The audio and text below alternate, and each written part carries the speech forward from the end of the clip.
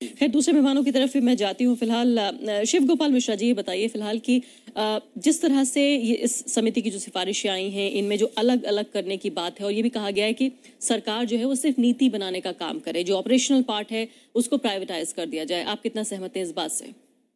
देखिए आशा जी, हम तो इस बात का शुरू से विरोध करते रहे हैं और ऐसा नहीं है कि हम कोई रेल कर्मचारी या ट्रेड यूनियन को रिप्रेजेंट करते हैं इसलिए इसका विरोध करते हैं। इस भारतीय रेल पर हम लोग रोज 2,36,00,000 लोगों को सफ़र कराते हैं। 2% लोग जो हैं वो सिर्फ एसी में सफ़र करने वाले लोग हैं, बाकी सब आम आदमी हैं, देश के वो नागरिक हैं जो किसी ट्रांसपोर्ट के दूसरे साधन से नहीं यात्रा कर सकते। तो ये गरीब लोगों का साधन है। ये रिपोर्ट जो है वो सीधे तौर पर न गरीबों के हक में है, न समाज के हक में है, न जो है वो देश के हित में है, ये उपभोक्ता के हित में नहीं है। ये रिपोर्ट जो है वो सीधे तौर पर जो पूंजीपति लोग हैं, जो व्यापारी लोग हैं, उनके हित को ध्यान में रख के जो है वो लिखी गई है। और खासकर रेल मंत्री ने ये तक कह दिया था, अभी बजट के दिनों की बात है, बजट वाले दिन उन्होंने ये कहा था कि प्राइवेटाइज नहीं करेंगे, हम नौकरियां भी नहीं देंगे लोगों की। उसके बाद बिल्कुल वजह फरमा रही हैं।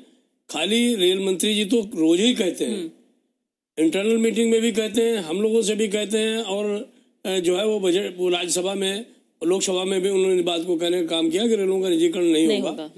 और हमें खुशी है कि प्रधानमंत्री जी ने भी ये बात हमारे DLW कारखाने में जब वो एक इंजन का उद्घाटन करने के लिए गए तो देश के प्रधानमंत्री ने भी बात कहने का काम किया। अब भारत सरकार ही एक कमेटी बैठा रही है, वो कमेटी जो है वो हमारी जो प्रधानमंत्री हैं, जो हमारे रेल मंत्री हैं, उनसे उलट अपनी रिपोर्ट जो है वो पेश करने का काम करती है। मुझे नहीं लगता है कि इसको प्रधानमंत्री की मान्यता मिलेगी, सरकार की मान्यता मिलेगी, रेल मंत्री की मान्यता मिलेगी। और ये तो आप निश्चित समझ लीजिए कि जो हमारे कर्मचारी हैं रेल के 13,26,000 वो अधिकारी वो इसको स्वीकार नहीं करेंगे, इसको पूरे लेकिन रिपोर्ट में कुछ चीजें ऐसी भी हैं जो आपको पसंद आई और आपको लगता है कि वाकई जरूरत है रेलवे में उस तरह की इम्प्लीमेंटेशन की।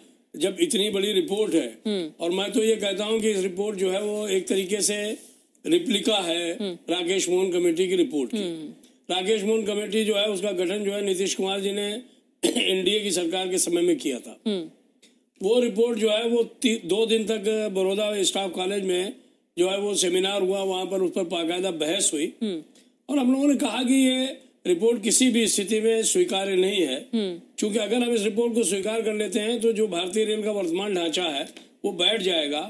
और जो आज हमारी पब्लिक ट्रांसपोर्ट में हमारी छवि है, हम चाहे भले क्वालिटी सर्विस नहीं दे पा रहे हैं, हम पूरे दावे के साथ कह सकते हैं कि आज भारतीय रेल जो सेवाएं दे रही है वो कोई भी प्राइवेट एंटरप्रेन्योर नहीं दे सकता है। लेकिन इससे भी इनकार, लेकिन पैसा ले रहे